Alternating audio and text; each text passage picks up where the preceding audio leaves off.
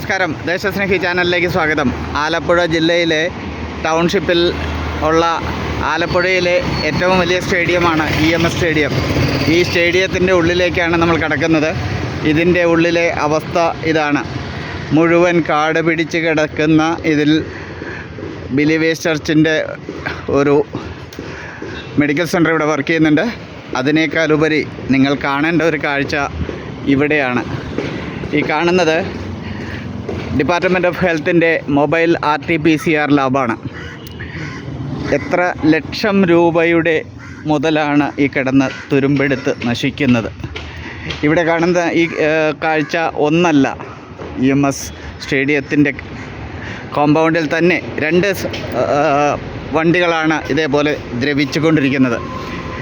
ഇതിന് department of health services എന്ന് പറയുന്നത് നിങ്ങൾക്ക് കാണാൻ പറ്റുമോ എനിക്കറിയില്ല. അത് ഈ കാണുന്ന round department of health services എന്നുള്ള സീലാണ്. കേരള ഹെൽത്ത് ഡിപ്പാർട്ട്മെൻറ്റിൻ്റെ കീഴിൽ വരുന്ന ഈ ലാബ് എത്രയോ രോഗികൾക്ക് ആശ്വാസം കൊടുക്കേണ്ട സംഭവമാണ്. ഇത് ഇങ്ങനെ നശിക്കാൻ ആരാണ് ഉത്തരവാദി? മൊബൈൽ RT-PCR ലാബ് ഇങ്ങനെ നശിക്കുമ്പോൾ ജനങ്ങൾക്ക് കിട്ടേണ്ട ആരോഗ്യ സംരക്ഷണം ആര് നടപ്പാക്കും? ഇത് ചോദ്യം ചെയ്യപ്പെടേണ്ട കാര്യമല്ലേ? ജനകീയ പ്രക്ഷോഭങ്ങളിൽ ഈ രീതിയിലുള്ള കാര്യങ്ങൾ എന്താണ് ഉൾപ്പെടാത്തത്? രാഷ്ട്രീയ പാർട്ടികൾ എന്താണ് ഇത് ഏറ്റെടുക്കാത്തത്? ചോദ്യം ചെയ്യപ്പെടേണ്ട ഈ വിഷയം നിങ്ങൾ കാണുക.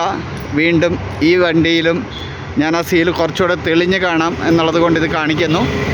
ഡിപ്പാർട്ട്മെൻറ്റ് ഓഫ് ഹെൽത്ത് സർവീസസിൻ്റെ കീഴിലുള്ള മൊബൈൽ RT-PCR ലാബ്. ഇത് കോവിഡ് സമയത്ത് യൂസ് ചെയ്തിരുന്നതാണ് എന്ന വാദം നമുക്ക് അംഗീകരിക്കാൻ പറ്റില്ല. ഈ വണ്ടി യാതൊരു ഉപയോഗവും ഇല്ല എന്നുള്ള രീതിയിൽ തള്ളിക്കളഞ്ഞിരിക്കുന്നത് എത്ര ലക്ഷങ്ങളാണ് എന്നുള്ളത് നമ്മൾ ചിന്തിക്കണം. ജനങ്ങളുടെ പൈസയല്ലേ ഇത്? പ്രതികരിക്കുക ജനങ്ങൾ. ജയ് ഹിന്ദ്.